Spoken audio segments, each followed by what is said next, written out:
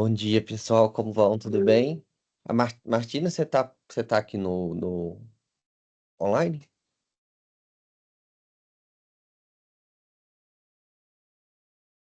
Bom dia, amigo. Tô sim. Tô só Ah, fazendo um tá. café, por isso que tirei aqui, botei aqui no. Não, tranquilo.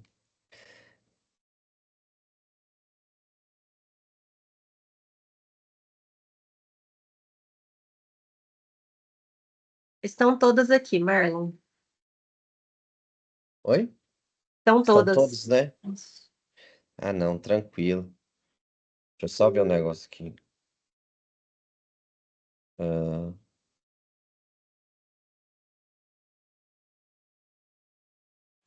Pessoal, então acho que a gente pode começar, né? Hoje é o nosso segundo encontro do grupo 2.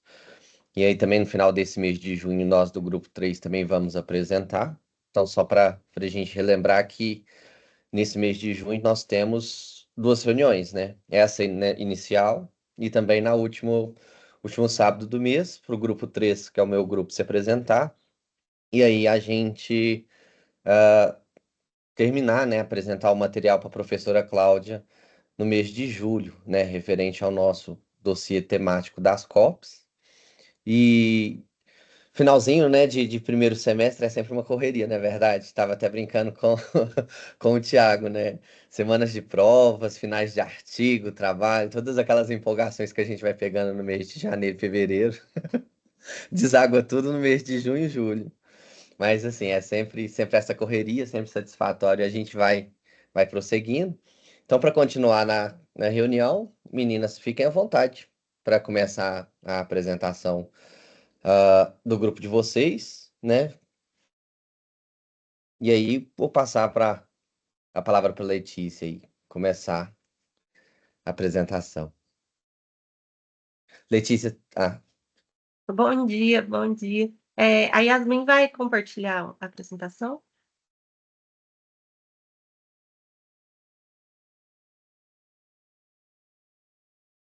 Ok. Então, bom dia a todos, né? Eu fui incumbida de coordenar esse GT2, que é responsável pela apresentação de hoje. Esse GT é formado pelas pesquisadoras Yasmin, Roberta, Tassiana, Martina, Franciele e eu. Então, de início, eu agradeço as meninas pela disposição, pelo engajamento, pelo espírito de equipe durante a elaboração do conteúdo, né? E a Yasmin pela produção dos slides. Bom, o nosso tema, que nós vamos discutir hoje, são os principais pontos das COPs 21 e 26, que duas conferências do clima, que marcaram, né, a política ambiental internacional e também tiveram reflexos importantes no Brasil. Pode passar, Yasmin. Bom, para iniciar a apresentação, para compreendermos, né, a importância das COPs 21 e 26, é essencial ter em mente que elas ocorreram, né, como pano de fundo, uma crise climática, né, que vem se intensificando, em frequência e em gravidade. Então, ter em mente de que as COPs, a COP 21, a COP 26, elas não são eventos isolados, mas são marcos de um processo contínuo de negociação internacional, onde os países eles tentam alinhar metas ambientais com interesses econômicos e geopolíticos, né? A COP 21 foi realizada em 2015 em Paris.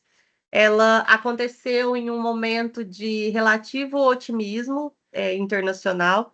Havia uma certa convergência de vontades políticas, especialmente entre Estados Unidos e China, que são os maiores emissores globais de gases de efeito estufa.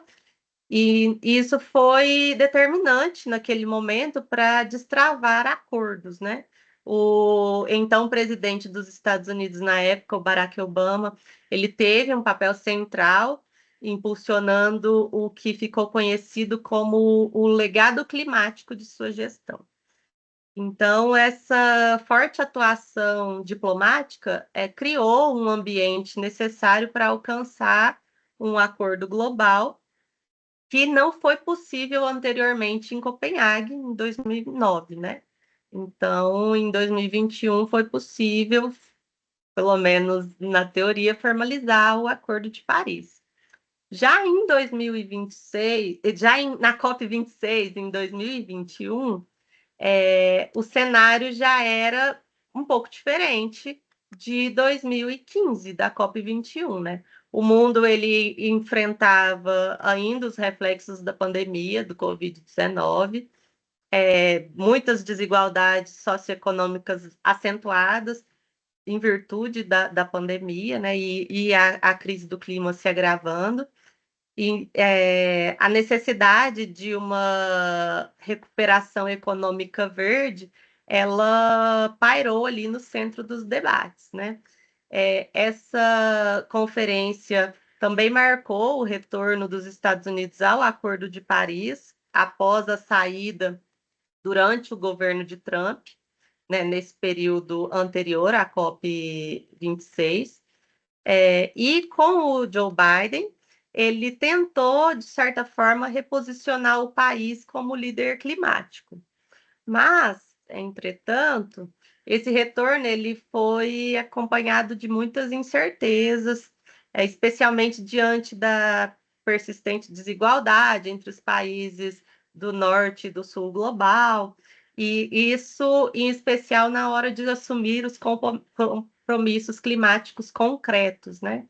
Então, nesse contexto, por que a COP21 e a COP26 são considerados marcos importantes?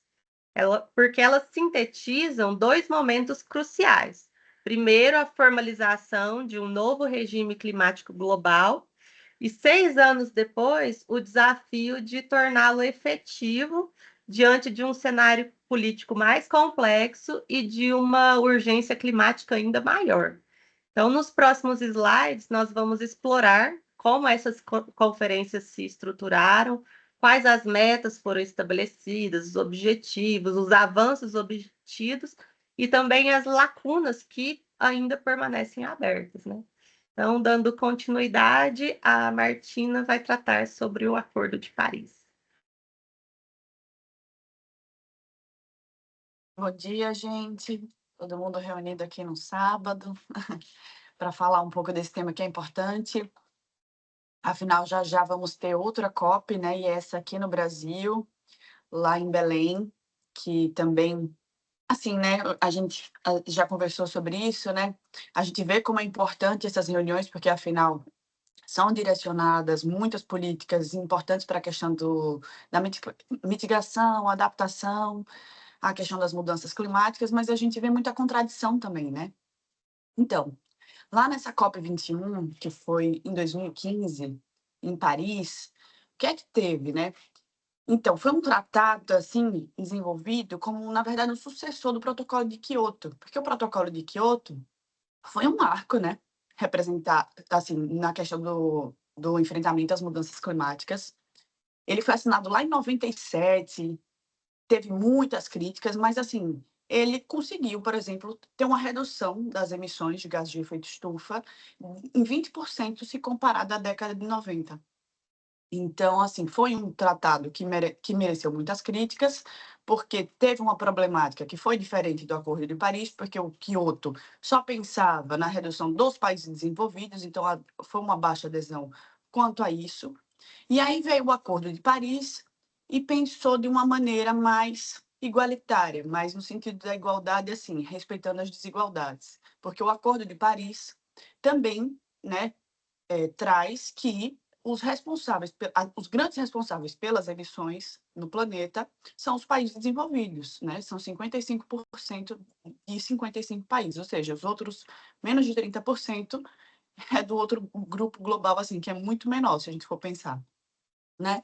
Então, esse acordo veio para isso, é um marco importante, porque ele traz um diferencial nos países emergentes, em comparação aos países desenvolvidos, Porque, ao mesmo tempo que ele diz que todos são responsáveis por adaptar, mitigar e a questão de perdas e danos, ele pensa, por exemplo, na questão de financiamento para países em desenvolvimento, que devem ser feitos por países desenvolvidos, né? O protocolo, esse Acordo de Paris, ele teve uma adesão muito alta, foram 196 partes na época, né? São 195 países, mais a União Europeia. Hoje, a gente só tem 194 partes, né? Os Estados Unidos saiu de novo, né? A Letícia falou aqui que os Estados Unidos tinha saído em 2021, voltou, era uma época de pandemia. E é interessante também a gente pensar que naquela época de 2021 foi quando teve, inclusive, a COP18, se não me engano, né? Não, desculpa, a COP26, que falava, inclusive, da lista de regras de Paris. E aí, né, a gente teve o retorno dos Estados Unidos com o Joe Biden, mas, novamente, no governo de Trump, segundo governo, Trump saiu do Acordo de Paris, que é um país, assim, de grande ambição, e super importante para políticas também, né, porque os Estados Unidos é um país extremamente potente e, infelizmente, né, saiu novamente do acordo. Junto com os Estados Unidos, mais 4 países não fazem parte do Acordo de Paris, que é o Iêmen, é o Irã, se não me engano, isso, o Iêmen, o Irã, os Estados Unidos e a Líbia. São 4 países que não fazem parte do Acordo de Paris. Né? Então, a gente vê uma diferença quando comparado ao Protocolo de Quioto, a alta adesão. A gente vê um ciclo de 5 anos, que são as metas que devem ser apresentadas pelos países, são metas vinculativas, porque são as chamadas NDCs, de 5 em 5 anos, e é por isso, inclusive, que tem as reuniões, né, as chamadas COPs, porque elas são atualizadas, elas são cobradas se foram de fato cumpridas. O Acordo de Paris tem um mecanismo de transparência, inclusive, sobre as ações de todos os países, né? O que tem feito para adaptar e mitigar a questão das mudanças climáticas. É importante também pensar que o objetivo principal do Acordo de Paris, né, vai para o próximo slide, mas assim, só a título de comunicação mesmo, é, na verdade, de ter uma urgência no limite da temperatura global. A gente percebe que parte de um pressuposto mais de cooperação mesmo, né? Não é só tipo assim, países desenvolvidos vão ter que diminuir as suas emissões, como era o protocolo de Kyoto, que isso ficava de uma forma mais impositiva. Agora não, a base é mais na cooperação. Então, todos os países têm que agir em conjunto para que se consiga estar no limite possível de sobrevivência na Terra, numa temperatura de até 2 graus. E isso vem de quê? Vem da cabeça dos governantes e das políticas? Não, isso é com base em estudo científico. O IPCC tem uns relatórios, a gente sabe os relatórios, que avaliam o impacto das mudanças climáticas, quais são, de fato, as grandes representações dessas emissões no mundo. E, então, esse acordo vem totalmente embasado em questão científica, para que todos os países cooperem entre si para atingir o máximo dessa temperatura, se comparada aos limites pré-industriais. Então, assim, vocês veem que as ações seriam, né, a partir de 2020, com o objetivo de conseguir uma redução até 2030, uma redução realmente eficaz. E aí, sobre o objetivo de manter isso, é que a gente vê essas metas de cada país, como NDCs, e que eles devem apresentar isso em todas as reuniões para que sejam vinculativas, ou seja, você não vai apresentar isso só numa reunião internacional falando qual é o seu compromisso com o país. Internamente, você vai trabalhar, no caso os estados, né, soberanos, vão trabalhar suas políticas internas para que consigam, de fato, atingir esses objetivos que são apresentados nas suas NDCs. Então, assim, pode passar para o próximo slide, Yasmin.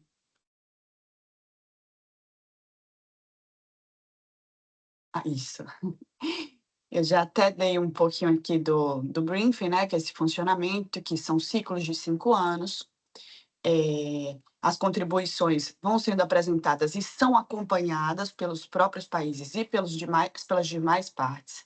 Não podem, por exemplo, toda vez que apresentar uma meta, ela não pode ser igual ou menor do que a que foi apresentada. Então, você tem, assim, uma intenção de que seja maior ou melhor do que você já ofereceu. E, além dessas metas, vocês têm os países, né, têm que apresentar estratégias de longo prazo. Não são obrigatórias, e assim, é importante frisar que essas estratégias de longo prazo não são obrigatórias, porém é recomendável, né? Então, assim, de certa forma, ainda que não seja vinculativo, seria só uma soft law, porque está dentro de um tratado internacional, mas não é obrigatório, é um costume que é extremamente importante para que os países consigam, de fato, ter interesse em que a longo prazo apresente medidas, ainda que não, né, dispostas de forma vinculativa, para que também cooperem sobre isso. É tanto que essas estratégias de longo prazo tratam de perdas e danos, que ainda é um assunto um pouco nebuloso, mas que está no Acordo de Paris como de interesse, né? Não só para a questão de mitigar, porque com as reduções das emissões, mas uma questão de adaptação e também perdas e danos, porque tem países que já estão vivendo essa realidade, com impactos extremos em razão das mudanças climáticas antropogênicas, né? Eu acho que antrópicas. Então, assim, esse é o objetivo do acordo. Ele é otimista, ele é interessante porque, de certa forma, quando a gente tem esse mecanismo de 5 anos, essa revisão, ele impulsiona que traga novas metas e se comprometam com esse ponto tão importante, porque não adianta, né? Eu acho que as mudanças climáticas, elas não escolhem quem vai ser afetado ou não. É uma questão global, transnacional, e vai trazer problemas e impactos para todos. Infelizmente, eu digo infelizmente, não de forma igualitária, porque, assim, muitos países que não emitiram, tanto quanto aqueles países desenvolvidos, e que também até hoje se utilizam de países em desenvolvimento para poder desenvolver suas grandes economias, vão ser impactados ainda mais. Então, o Acordo de Paris, de certa forma, olhou para isso, né, botou um holofote para esse ponto, ao tratar do financiamento, por exemplo, desses países em desenvolvimento, que devem ser feitos pelos países desenvolvidos, para desenvolver tecnologias, para estimular pontos de adaptação. Então, assim, eu também sou otimista nesse ponto. Eu acho que o Acordo de Paris ele foi, assim, realmente esclarecedor para o momento que vivemos. De 2015 para cá, a gente tem visto esse tema sendo tratado de forma, poderíamos não dizer tão efetiva, mas difusa. Todos falam sobre o tema, pesquisadores falam sobre o tema, a gente tem a ciência, a gente tem a tecnologia, a gente tem os direitos, a gente tem a sociologia trazendo esse ponto para a mesa e discutindo, né? A gente vê organizações da sociedade civil buscando, inclusive, a efetividade do acordo com ações, né, a tal da litigância climática, não só mundial como regional, para que esse acordo vinculativo seja cumprido. Então, a gente estudando o tema, reunindo em grupo, pensamos assim, que todo esse caminhar com essas conferências das partes, né, com essas convenções, tem sido, de certa forma, muito interessante e importante, apesar das contradições que vemos nessas reuniões, como estamos vendo aqui no Brasil. Então, vou passar a palavra agora para minha colega que também estudou o tema com a gente, Franciele, vai ficar aqui com os próximos slides e nós estamos à disposição para, quando acabar a palestra, a gente discutir um pouco mais sobre o assunto. Bom dia a todos. Como disse a Martina, é, o Acordo de Paris, na verdade, foi uma cooperação entre os países, né? Diferente do Tratado de Quioto agora, do Protocolo de Quioto, agora eles passam a ter uma espécie de cooperação. E como funciona essa cooperação? Os países que estão já são desenvolvidos, desculpa, eles passam a colaborar com os países que também estão em desenvolvimento, isso tudo para ter um resultado mais eficaz. E aí eles utilizam alguns mecanismos, que seria o financiamento. Então, os países já desenvolvidos, eles passam a investir, né, a trazer um valor, a fornecer um apoio financeiro aos países que são que estão ainda em desenvolvimento, para que eles possam trazer esses resultados que foram acordados.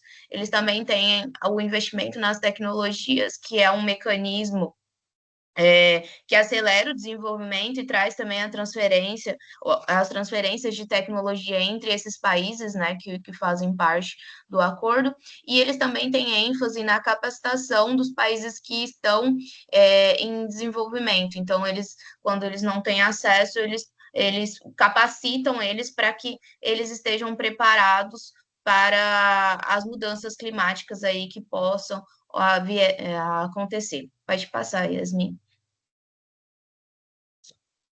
Bom, a partir disso, vou trazer os progressos e as conquistas, que é em relação aos países que estabeleceram um quadro de transparência reforçado, que é o ETF. Né? A partir de 2024, alguns países eles passaram a reportar de forma mais transparente as ações que foram tomadas, e aí eles anotam, né, nesse quadro o progresso, as medidas de adaptação e também o apoio. E, por fim, ele também prevê alguns procedimentos internacionais que revisam os relatórios e contribuem para o balanço geral que irá avaliar o progresso aí também do Acordo de Paris, como que esses resultados, né, tiveram e como eles vão ter de resultado. Agora eu vou passar a palavra para Roberta.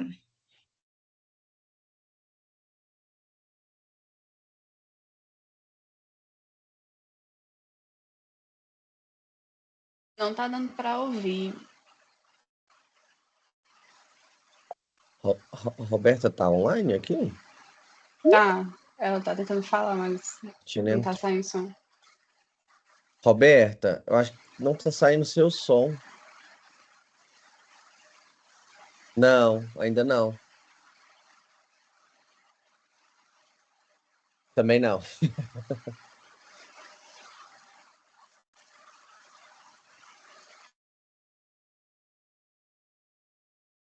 Às vezes, se você entrar pelo seu celular e usar o áudio do seu celular, fica tranquilo. Às vezes tiro o fone e uso o fone do notebook ou do computador que funciona também. Isso.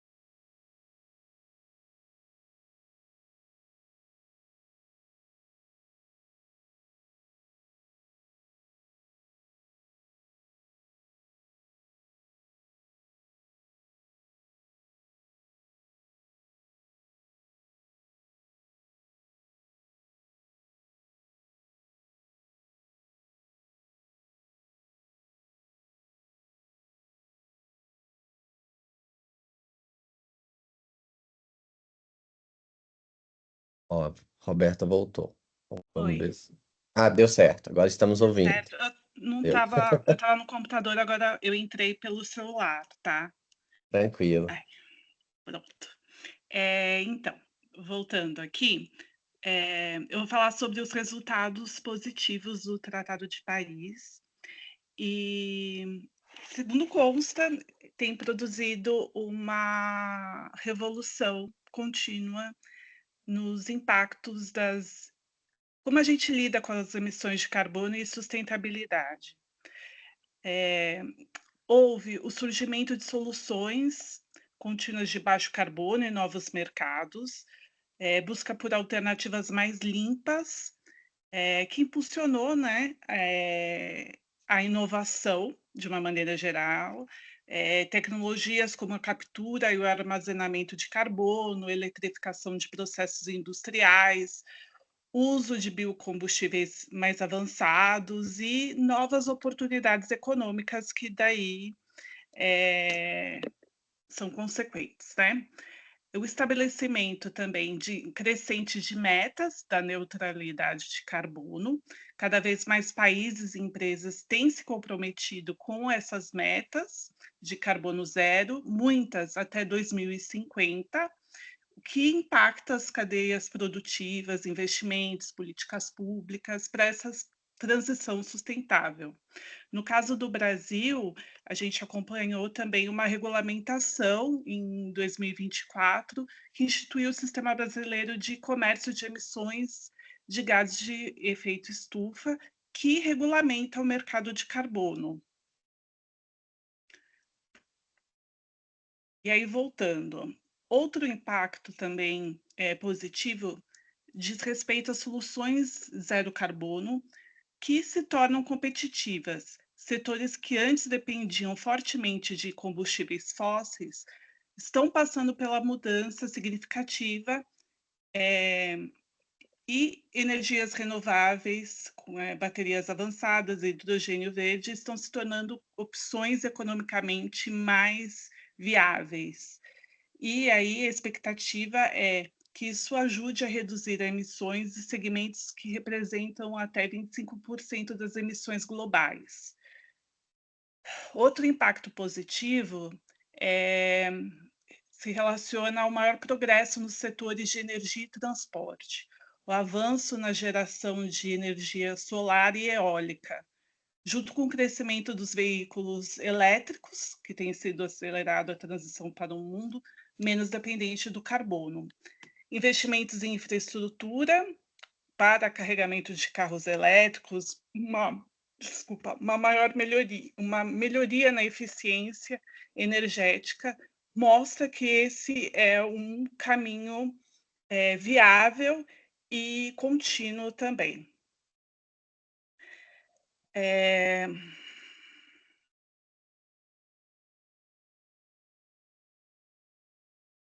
Aí a projeção para 2030. Como foi falado, o Tratado de Paris não é apenas um pacto ambiental, mas ele é visto como um catalisador de mudanças estruturais na economia global. E aí, até 2030, espera-se que as soluções de zero carbono alcancem um novo patamar de competitividade, tornando viáveis em setores que representam grande parte das emissões globais. E aí isso impacta avanços tecnológicos, economias de escala e políticas públicas voltadas para a descarbonização. E aí a gente tem a expansão das energias renováveis, o desenvolvimento do hidrogênio verde, que é produzido a partir de fontes renováveis, que acredita-se que é um dos principais substitutos para combustíveis fósseis em setores difíceis de eletrificar, como a indústria pesada, transporte marítimo. A evolução do transporte sustentável, que eu já falei, né? Veículos elétricos, e para substituição de biocombustíveis e combustíveis fósseis, né? Sintéticos, que terão presença maior no mercado, no transporte aéreo e marítimo.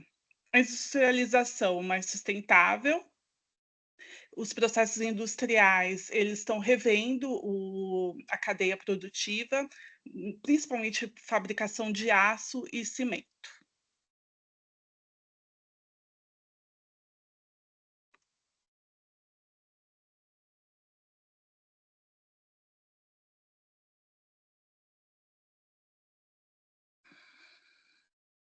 Alô?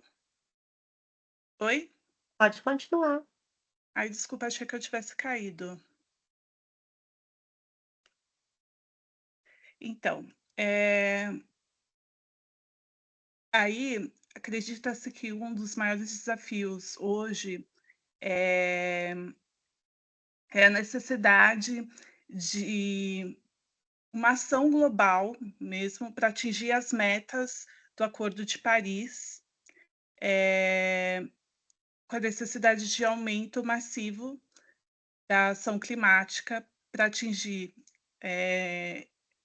uma maior aceleração da redução das emissões. né, que já que as metas estabelecidas exigem cortes de emissões muito mais rápidos do que os observados atualmente. Isso significa não apenas substituir os combustíveis fósseis por fontes renováveis, mas também transformar setores difíceis de descarbonizar, como o transporte aéreo e a indústria pesada. Mas muitos países ainda eles não direcionam recursos suficientes para as iniciativas climáticas, né? Os investimentos ainda são insuficientes e ele precisa ser ampliado significativamente para apoiar essa infraestrutura mais sustentável, além de pesquisa e implementação de tecnologias mais limpas.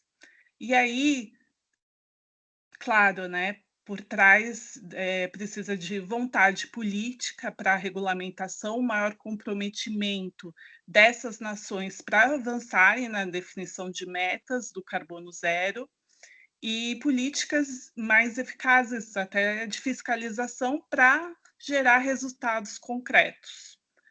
E também ações governamentais e empresariais nesse sentido, para também impactar na mudança de consumo e redução dos desperdícios.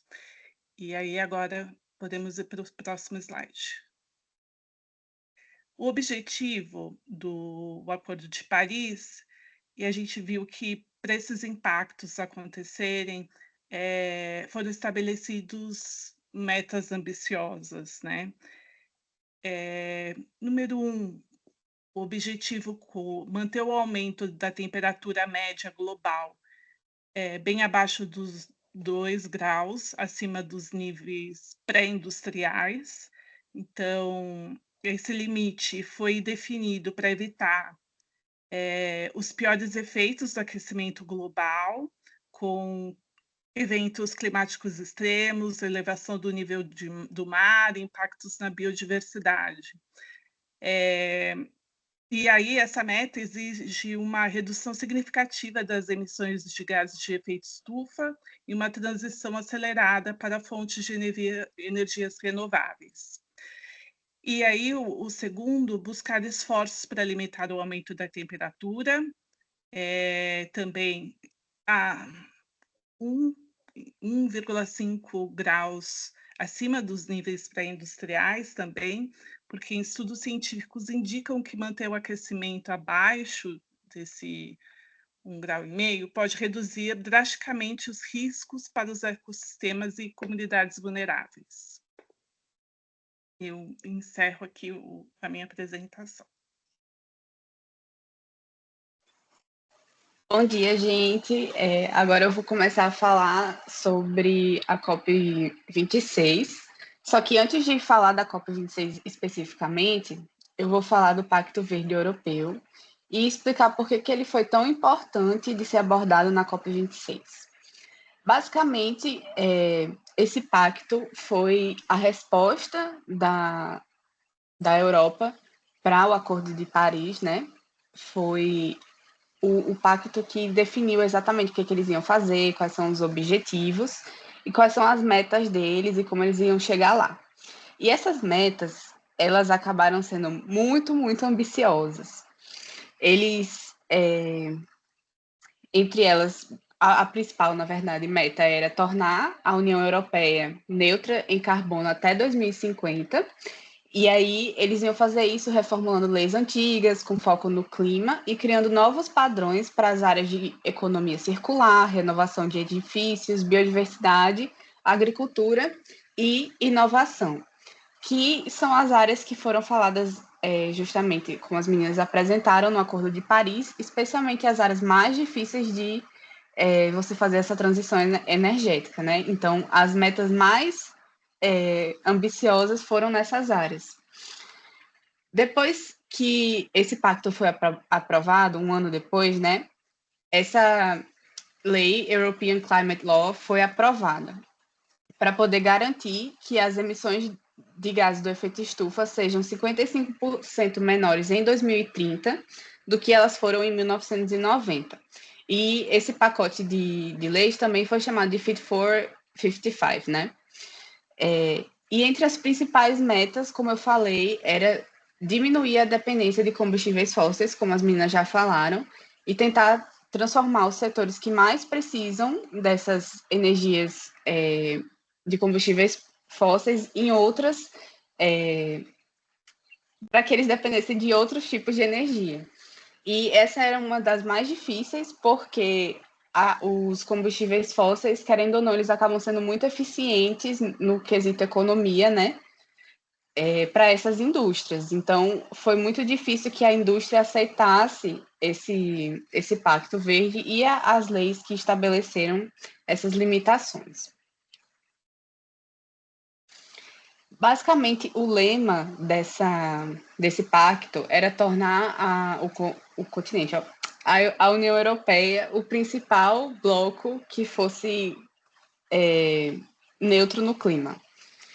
E aí, para isso, eles fizeram vários objetivos pequenininhos entre aspas, que é o Plano de Ação para a Economia Circular, que exige que os Estados-membros realizem atividades relacionadas com a transformação de suas economias em economias circulares, ou seja, eles queriam fazer aquela coisa que a gente aprende na escola dos 3 R's, de você reutilizar, reciclar e reinventar, né?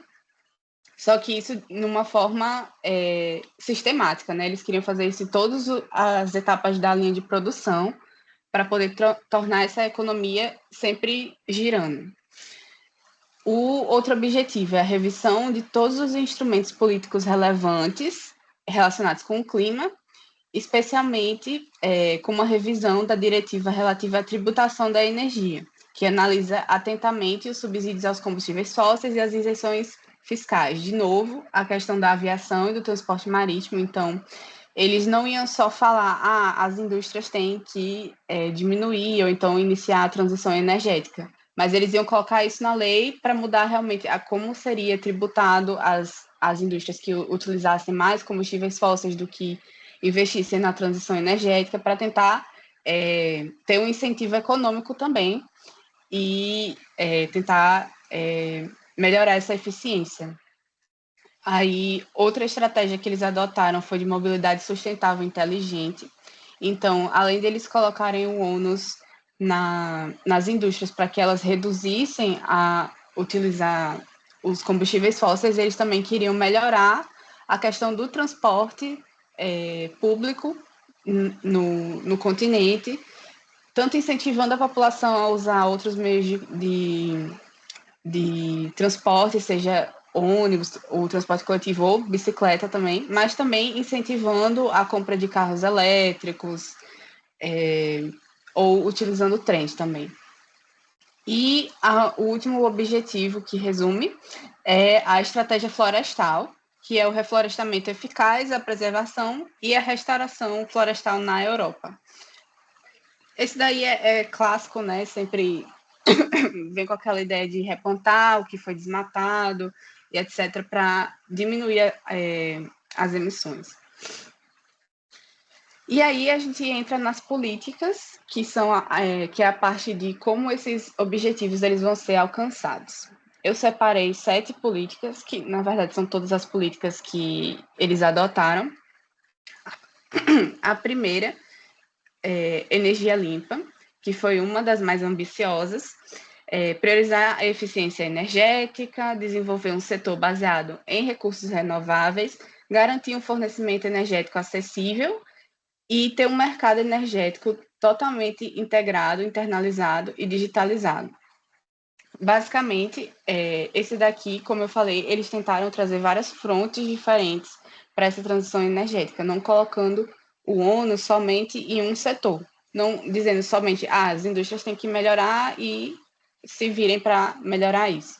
Eles tentaram trazer essa responsabilidade em todos os setores, tanto no setor público, e tentando conscientizar a população, mas também nas indústrias, também na mobilidade e uma coisa interessante é que essa política, ela se aplica a todas as outras, como uma subsidiária, sabe?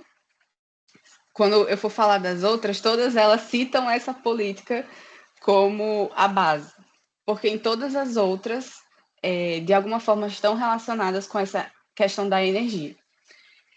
Vamos para a segunda, que fala sobre a indústria sustentável. Vai falar da descarbonização e modernização de indústrias com alto custo de energia, como aço e cimento, e reduzir o desperdício de materiais, os produtos sejam reutilizados e os processos de reciclagem sejam reforçados.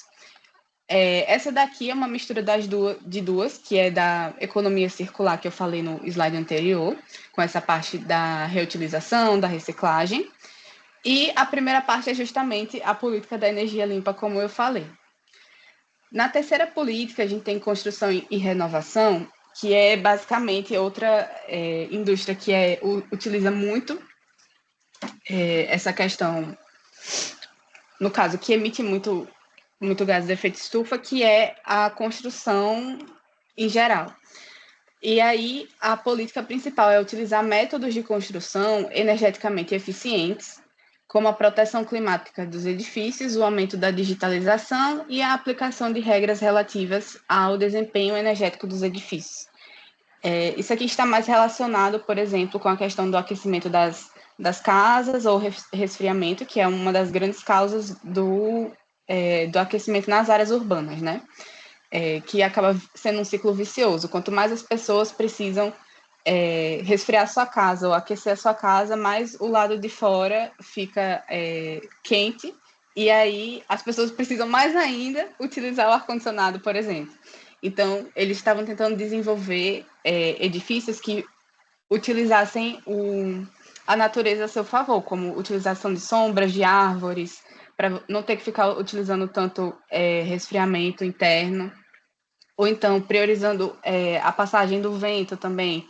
E aí, essa política foi um setor que envolveu a arquitetura, desde a parte do planejamento, de como é que o edifício deve ser feito, mas também a questão de utilizar os materiais que sejam menos... que na sua linha de produção, eles sejam os que menos agridem ao meio ambiente. E aí, seguindo em frente, né, a gente tem a política da biodiversidade e do ecossistema, que busca proteger 30% do território marítimo e 30% do território terrestre, plantar 3 bilhões de árvores até 2030, restaurar pelo menos 25 mil quilômetros de rios para que fluam livremente e aumentar a agricultura orgânica e a biodiversidade na agricultura. Essa daqui também é uma política que está como subsidiária para outras que eu vou mostrar mais na frente, porque ela foi desenvolvida porque outros setores estavam afetando a biodiversidade e o ecossistema. Então, eles criaram ela específica para servir de base, que nem aquela outra que eu falei, da energia limpa. E aí, a quinta é eliminar a poluição. E, para isso, eles estabeleceram alcançar a eliminação total da população, gente, meu Deus. Alcançar a eliminação total da poluição de todas as fontes, limpando o ar, a água e o solo até 2050. E os recursos nocivos como microplásticos e produtos químicos e produtos farmacêuticos que ameaçam o meio ambiente devem ser substituídos.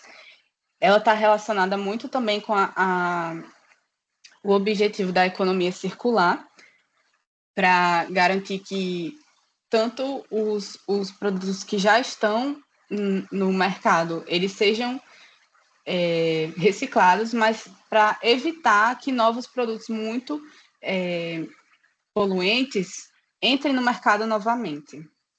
E a penúltima política, que é a mobilidade sustentável, adoção de combustíveis sustentáveis e alternativos nos transportes rodoviários, marítimos e aéreos, e fixação de normas de emissão para veículos com motor de combustão.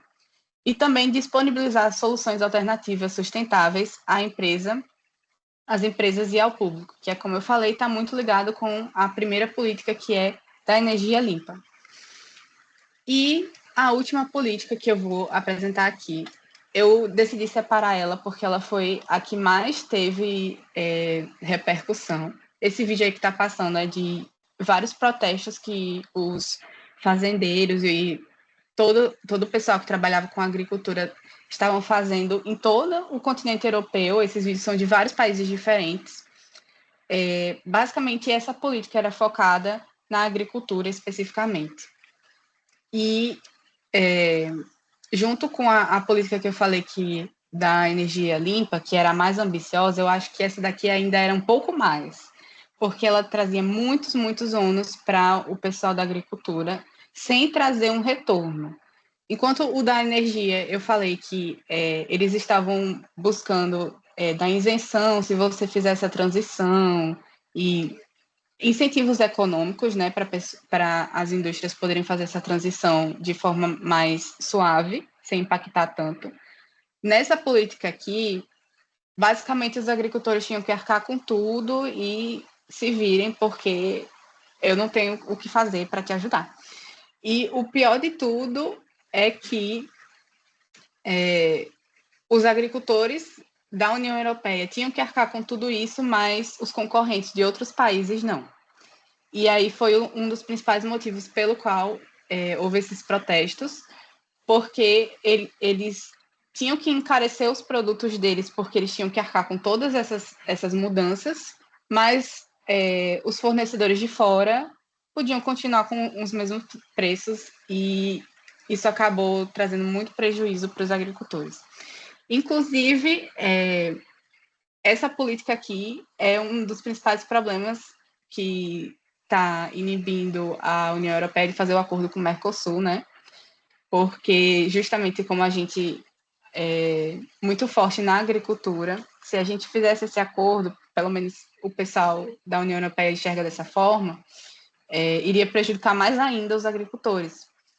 E aí, por exemplo, ontem eu escutei na rádio falando sobre esse assunto, e um comentarista estava falando que o Macron, ele estava dizendo que só ia aceitar o acordo se o Brasil, não só o Brasil no caso, né, todo o Mercosul, os produtores adotassem as mesmas medidas que eles estão anotando. Então, justamente para garantir que haja paridade entre os agricultores da União Europeia com os nossos agricultores, né? Que a gente sabe também que a gente usa muito fertilizante, muito agrotóxico, então ele colocou isso como uma barreira, e até que faz sentido, né? Porque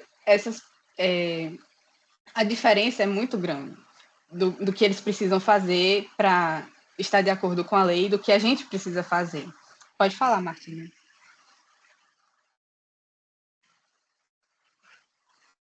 Não está saindo a voz. Não está saindo.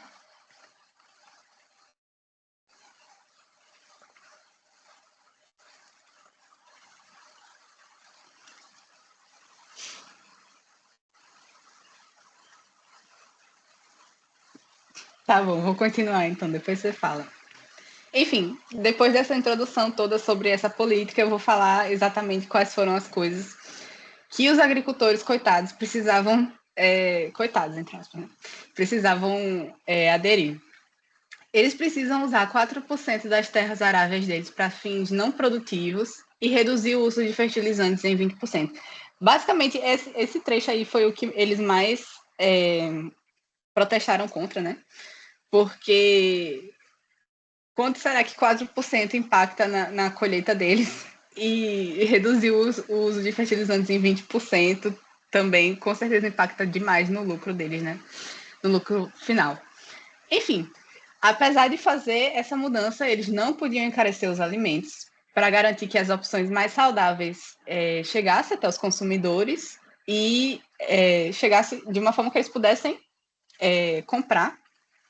E então, eles também precisavam começar a utilizar embalagens sustentáveis.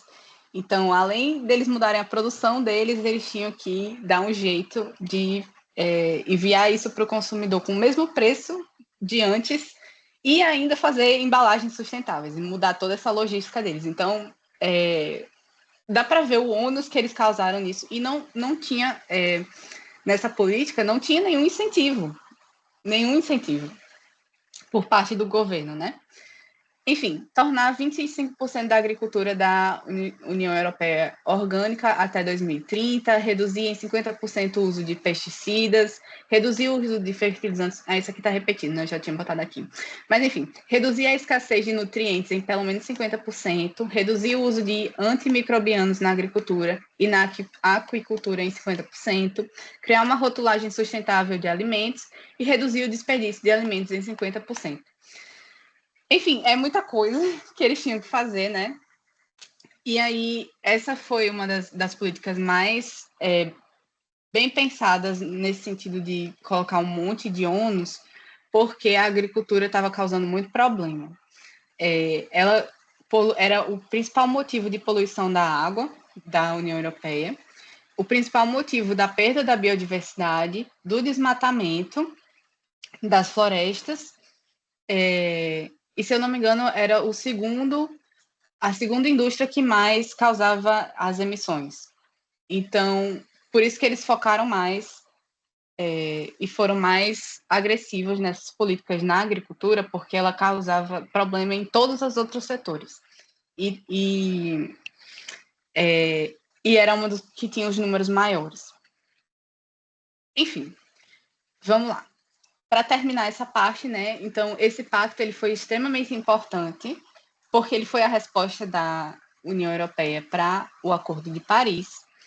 E na COP26, a União Europeia resolveu destacar como esse Pacto Verde ele estava alinhado com os objetivos do Acordo de Paris e como eles estavam atingindo as metas de emissão e como é que eles iam atingir as metas utilizando esse pacto. E aí se comprometendo a investir em tecnologias limpas, promover a economia circular e proteger a biodiversidade. E aí eles utilizaram esse pacto para dizer, nós estamos muito comprometidos com o Acordo de Paris, a gente está fazendo a nossa parte e a gente vai dar um jeito, né? Mas teve todo esse outro lado desses protestos, e que eu falei só de uma política que teve protestos, mas obviamente teve em outras também. E agora eu passo a palavra para minha colega continuar. Olá novamente, pessoal. Dando prosseguimento no que já foi exposto pelas outras colegas pesquisadoras, nós vemos que o Acordo de Paris é uma estrutura, né, um framework muito importante, muito abrangente na questão da equidade, da justiça climática globais. É um acordo que se propôs a limitar o aquecimento global, como foi exposto, né, e a COP26 reforçou a necessidade de atualização das contribuições nacionalmente determinadas, ou na sigla em inglês NDCs, também já foi pontuado aqui, até esse ano, até o ano de 2025. Ocorre que, pelo que a empresa também já tem relatado a nós, apenas 12 países cumpriram o prazo de atualização das NDCs, né, sendo que os países que atualizaram estão o Brasil, os Estados Unidos, mesmo diante da situação de saída, né, do pacto, do acordo, que ainda vai ser confirmado, né, tem um trâmite dentro do Acordo de Paris para que isso seja aceito pelo depositário, o Reino Unido, o Japão e o Canadá. Mas outros países ainda não atualizaram essas metas, e o que é muito preocupante, né? A China e a Índia, por exemplo, a União Europeia também não teve, né, essa atualização, essa contemporização dos dados. Pode passar o slide, por favor. Nesse contexto, precisamos reavaliar como que vai ser feita a organização, a efetivação daquilo que foi proposto no Acordo de Paris. No Brasil, há a meta de reduzir de 59% a 67% as emissões dos gases provocantes, né, ocasionadores do efeito estufa até 2035, com base nos dados, né, de 2005. É uma meta, é um objetivo ambicioso, porém necessário diante do que tem que ser feito, ter cumprido dentro do Acordo de Paris. Um aspecto interessante de iniciativa no nosso país, relacionada a esse combate, né, a efetivação das medidas, foi o lançamento do Pacto para a Transformação Ecológica, que é um acordo entre os três poderes, o Executivo, o Judiciário e o Legislativo nacionais, para promover o desenvolvimento sustentável, ter medidas administrativas, jurisdicionais, em prol do desenvolvimento econômico que paute pela sustentabilidade. E nesse viés, é importante observar que o alinhamento, né, com outras metas globais de sustentabilidade, por exemplo, com as ODS, os Objetivos de Desenvolvimento Sustentável, com a Convenção das Nações Unidas no combate à desertificação, por exemplo, são aspectos bons, positivos, que podem ser pensados, quem sabe até dentro das outras COPs, nesse sentido, né, de como que vamos efetivar o que está acordado entre as nações. Então, esse alinhamento de economia e sustentabilidade é muito interessante. É um movimento que a gente vê no Brasil, e ainda que tenha entraves de efetivação, né, de concretização na prática, são valiosos e podem respaldar outras iniciativas também da comunidade internacional. Os Estados Unidos, né, que é o ponto que traz essa preocupação de toda a comunidade, desse aspecto de ter saído do acordo, né, de ter manifestado a saída, tinha antes, né, desse movimento, se propôs a reduzir de 61% a 66% as emissões dos gases de efeito estufa até 2035, que também foi julgado como uma meta de muita ambição, mas que é relevante considerar. É importante ser propositivo nesse aspecto, né? E a saída do acordo, para os especialistas das áreas de relações internacionais, representa algo que pode ser uma influência negativa, né? Então, a saída nessa manifestação dessa grande liderança política no mundo pode reverberar de uma forma que não é muito boa. Então, esse é o grande debate também, né? O quanto que é importante a gente repensar o aspecto de voluntarismo que tem no Acordo de Paris. No Acordo de Paris, os participantes, os países que integram, eles vão sem ser vinculados, né? Não tem uma força vinculativa. Eles vão voluntariamente e eles mesmos estabelecem suas metas. Então, cabe também repensar isso, né? Refletir sobre esse ponto. Pode passar, por favor.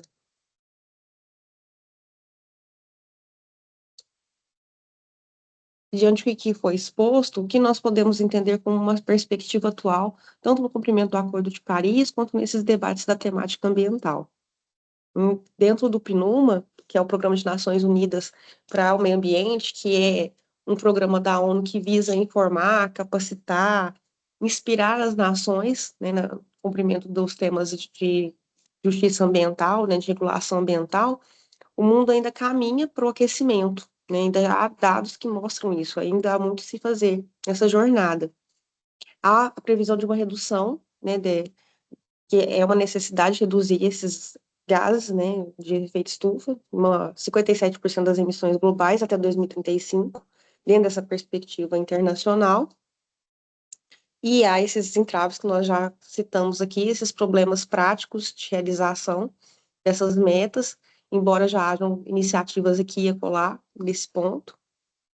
Uma proposta que pode vir a acontecer é dentro da COP30, né, que é a próxima COP que vai acontecer aqui no Brasil, em Belém, né, e que muitos autores, muitos especialistas têm falado, por exemplo, a professora Regiane Bressan, que é docente do curso de Relações Internacionais da Unifesp, da Universidade Federal de São Paulo, ela reforça tanto que é importante a realização da COP30, tanto para o lado do multilateralismo, né, endossar o multilateralismo que construiu o Acordo de Paris, esse multilateralismo dos países, e o quanto que esse movimento da COP pode incentivar esforços efetivos para o enfrentamento global das mudanças climáticas, né?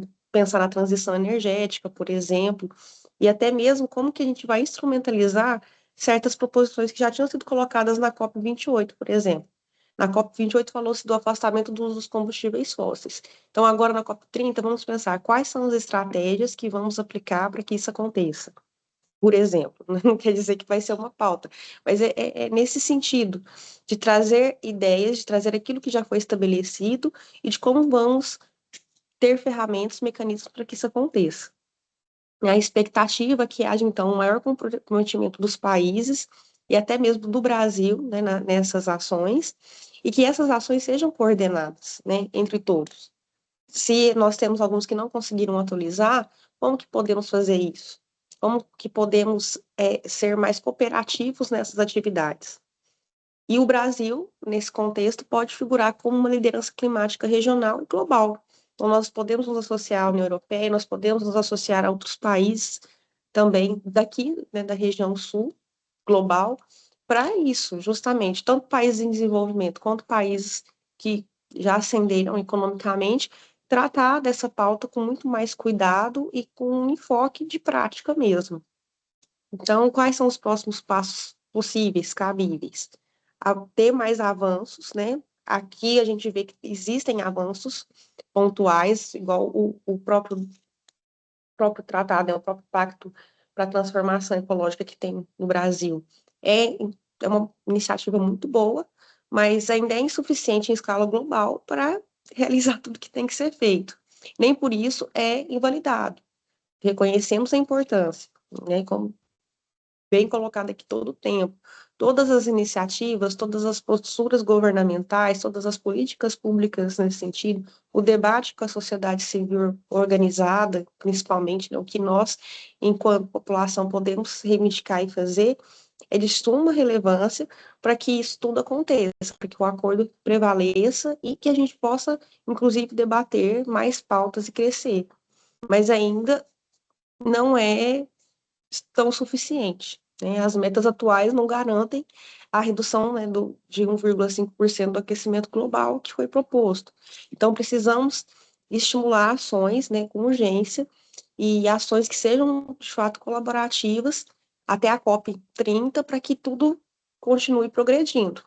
Não, às vezes soa muito pretensioso isso, mas assim, a gente tem que ter essa esperança, sim, e entender que todos os passos dentro dessa trajetória são essenciais para essa construção de um mundo que tenha, assim, mais equidade, mais justiça climática, que tenha uma adaptação liderada melhor também, que tenham decisões mais inclusivas e baseadas na ciência.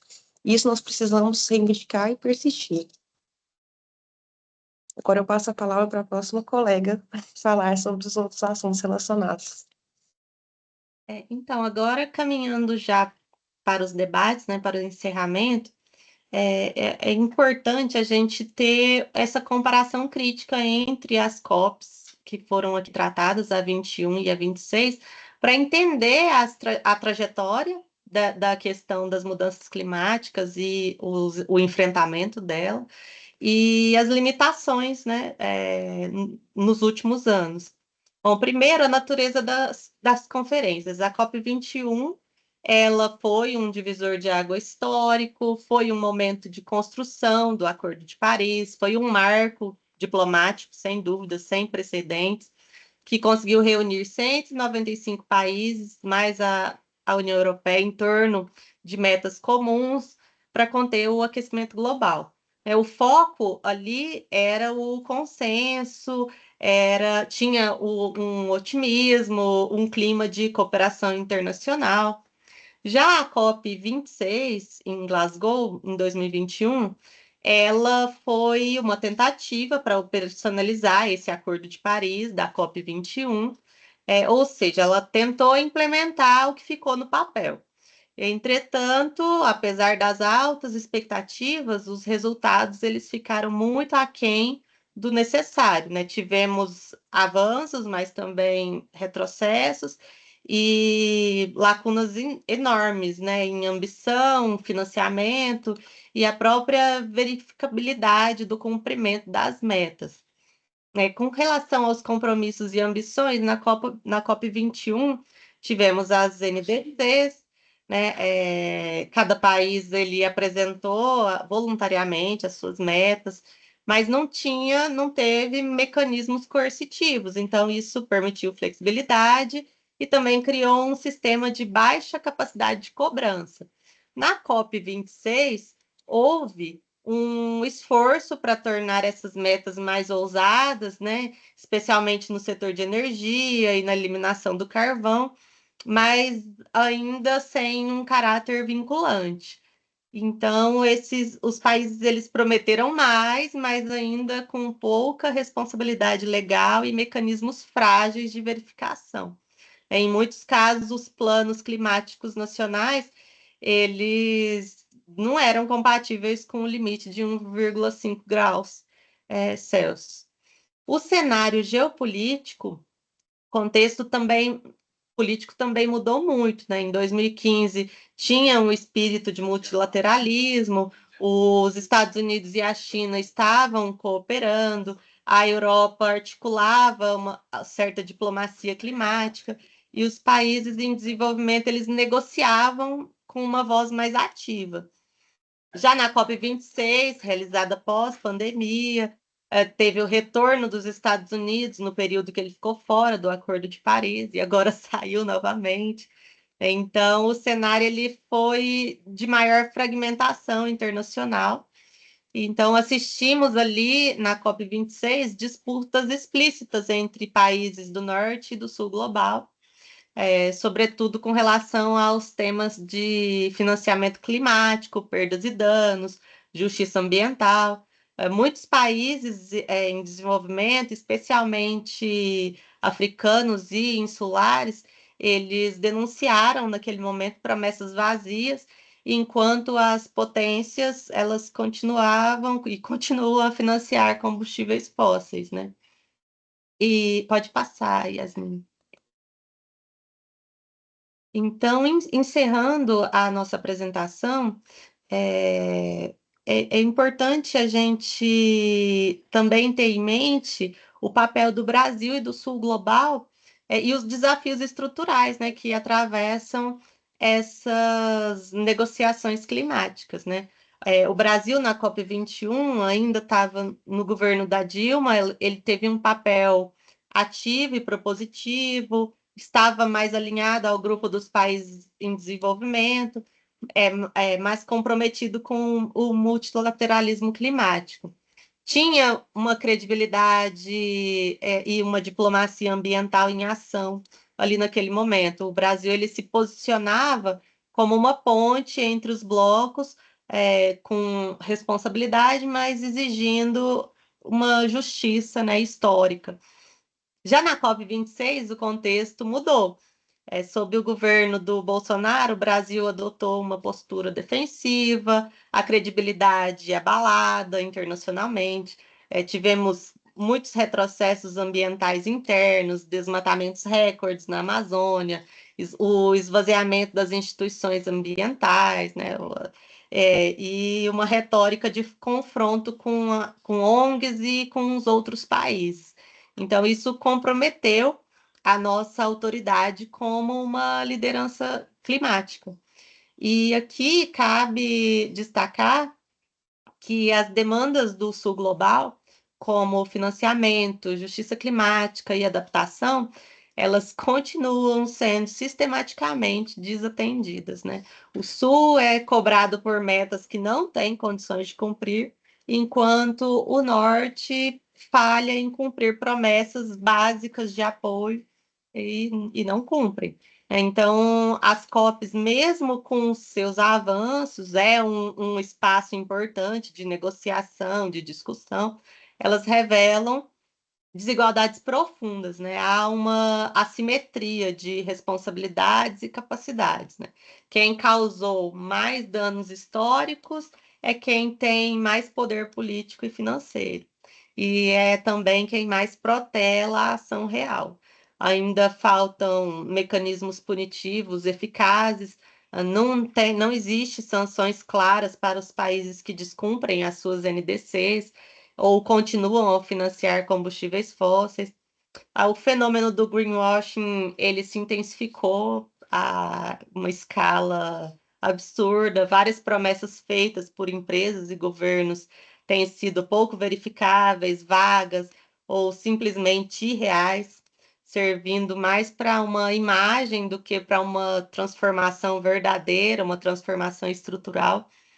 E o problema crônico de exclusão das vozes, né, indígenas, quilombolas, periféricas e da sociedade civil organizada, que são justamente os grupos mais vulneráveis às mudanças climáticas, né? As mudanças climáticas atingem todo mundo, mas esses grupos eles tendem a sofrer mais em virtude da sua situação de vulnerabilidade e são os menos representados nas mesas de negociação.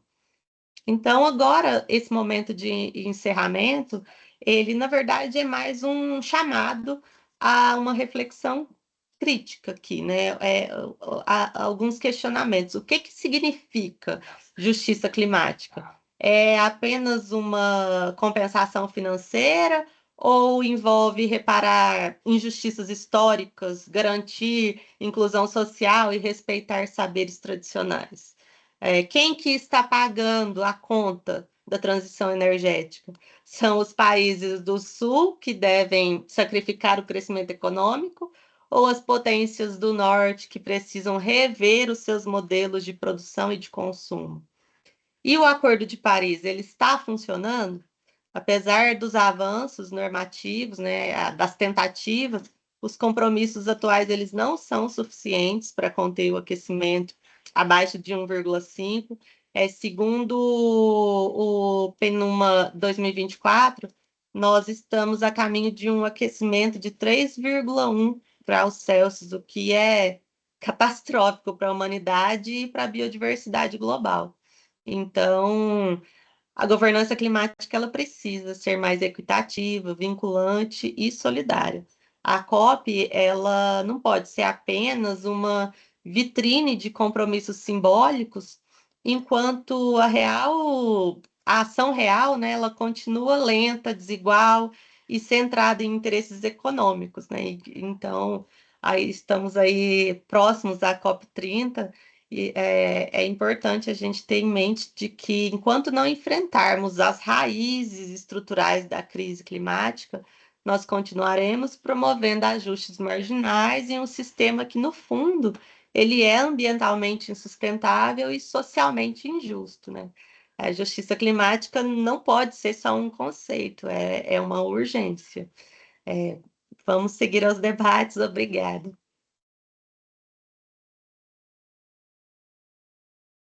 Passa a palavra à professora Cláudia. Obrigada.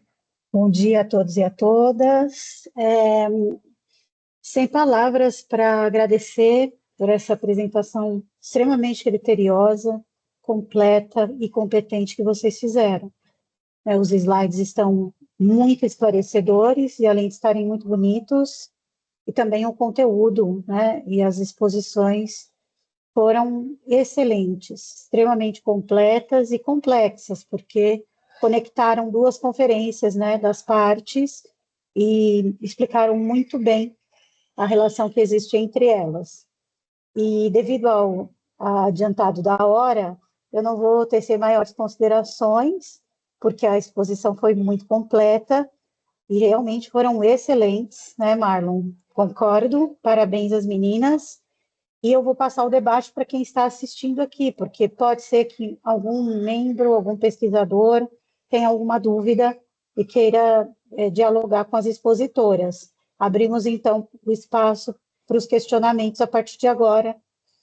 Quem teria alguma questão a levantar para as expositoras, pode fazer o uso da palavra.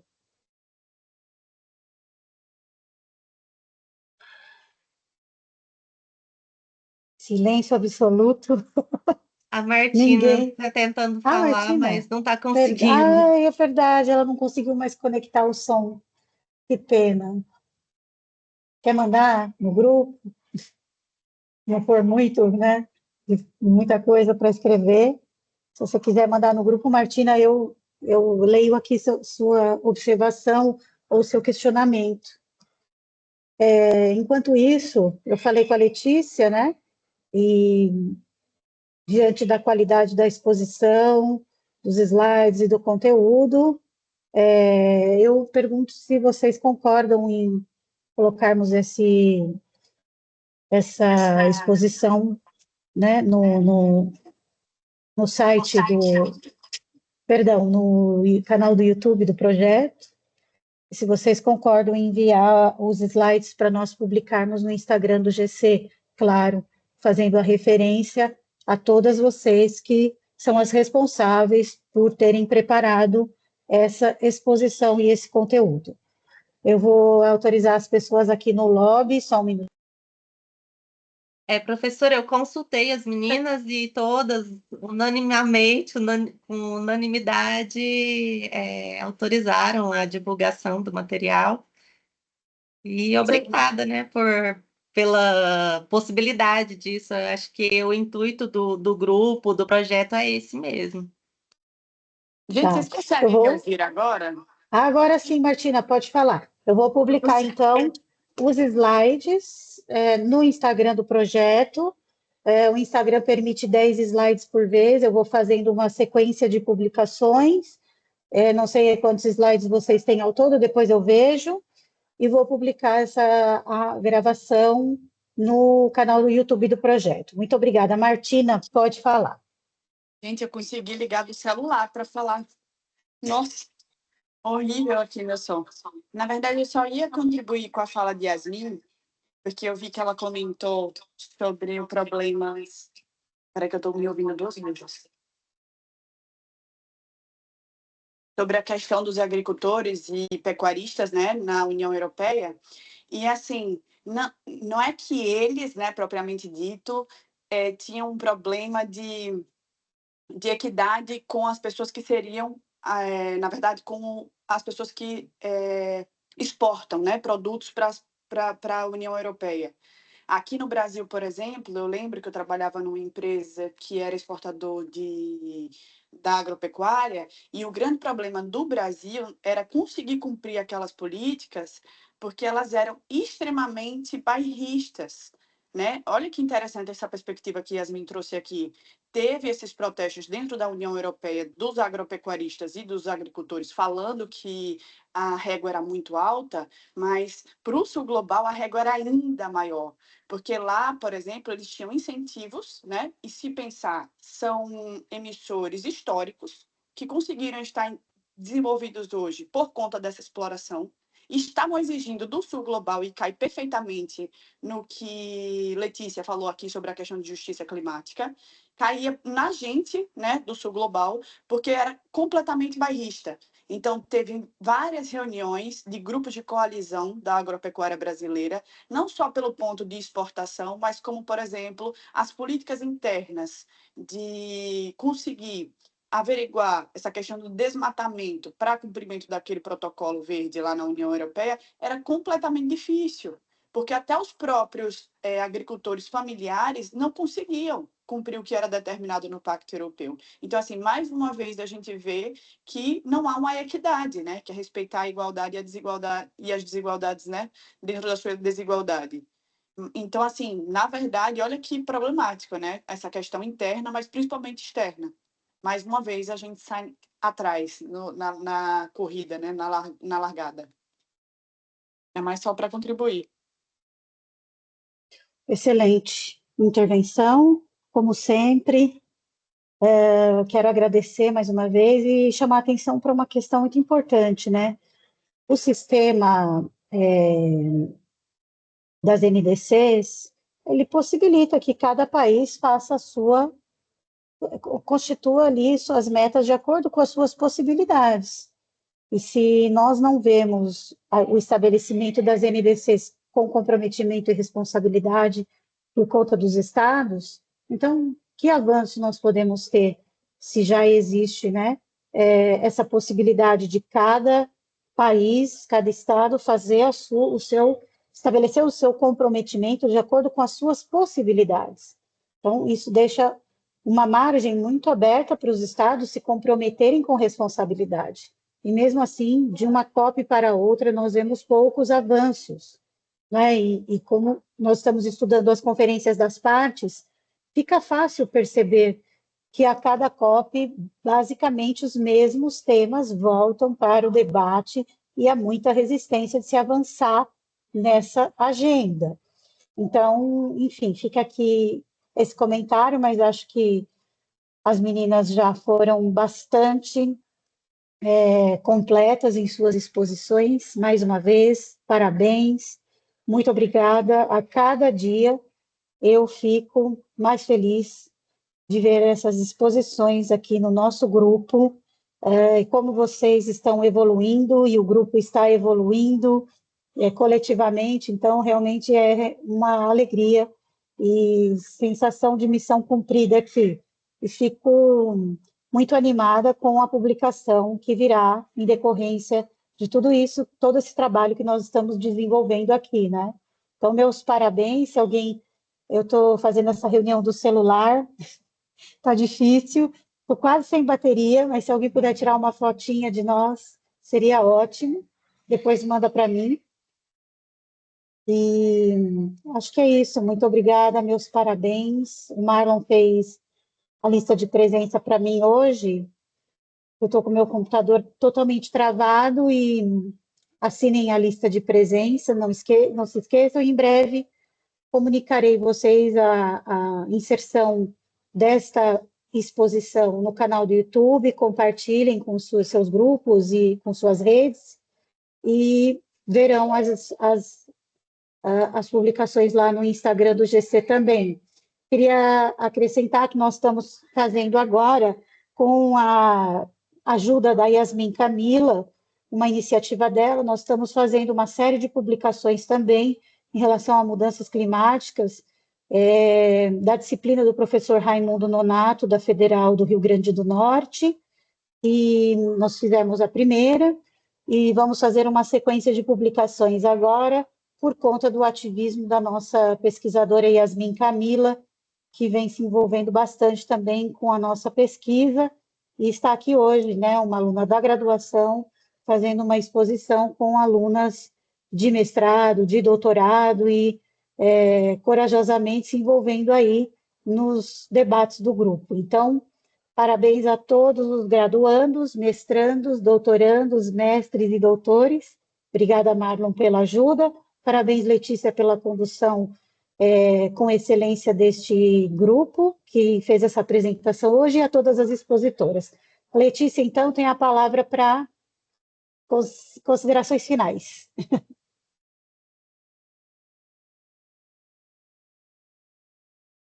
É só agradecer as meninas, a apresentação foi muito boa, foi excelente, e estamos à disposição sempre, né, para o que precisarem. Muito obrigada.